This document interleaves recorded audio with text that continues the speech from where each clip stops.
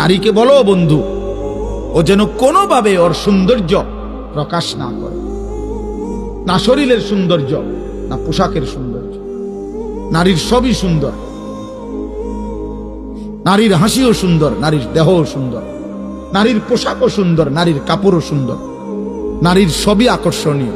অতএব আল্লাহ বলছেন এই আকর্ষণ পুরুষের চোখে আমি দিয়েছি। যুইয়িনা লিন-নাস হুব্বুশ শাহাওয়াত মিনান নিসা। আল্লাহ বলছে এই পৃথিবীর যত কিছু আকর্ষণীয় আমি বানিয়েছি, তার মধ্যে এক নম্বরে নারীর প্রতি আকর্ষণ আমি বানিয়েছি। প্রথম আকর্ষণ। এই সুতীব্র আকর্ষণ যদি না থাকতো তো স্বামী স্ত্রীর সম্পর্ক হতো না, আর স্বামী স্ত্রীর এই সম্পর্ক না হলে মানব প্রজন্ম এই পর্যন্ত আসতো না।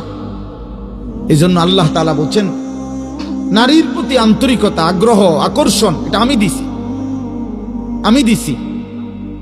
এটা আমি দিয়েছি।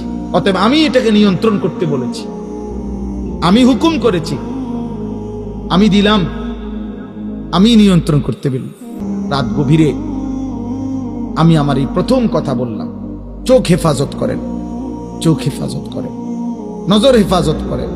আল্লাহ বলছে ওয়াকুল্লিল মুমিনাত ইয়াগদুদনা মিন আবসারিহিন্না। হে নবী, ঈমানদার নারীদেরকে বলেন ওরা যেন ওদের চোখ নামায় ফেলে। ওয়া ইয়াহফাজনা ফুরুজাহুন্না, ওরা যেন ওদের লজ্জাস্থানের হেফাজত করে। প্রথম বললেন পুরুষকে বলেন, হে নবী আপনার ঈমানদার উম্মতকে পুরুষদেরকে বলেন চোখ নামাক। আবার সাথে সাথে বললেন ঈমানদার নারীদেরকে বলেন তারা যেন চোখ নামায়। দুই চোখ যেন চোখাচোখি যেন না হয়। আল্লাহ বলছে যালিকা আজকা লাহুম, চোখের হেফাজত আল্লাহ তাআলা কোরআনে বলছে ভাইয়া চোখের হেফাজত যালিকা আজকা লাহুম, এটা হচ্ছে সর্বশ্রেষ্ঠ পবিত্রতা। আজকা ইসমে তাফদিল, আরবিতে আধিক্যবোধক শব্দ, আধিক্য বুঝায় আজকা।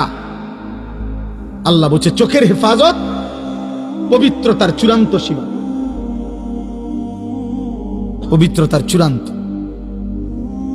আল্লাহ উদাহরণ দিছে, চোখ হেফাজত করবা, আমি আল্লাহ হৃদয়ের সর্বোচ্চ পবিত্রতা আমি আল্লাহ দিয়ে দেব,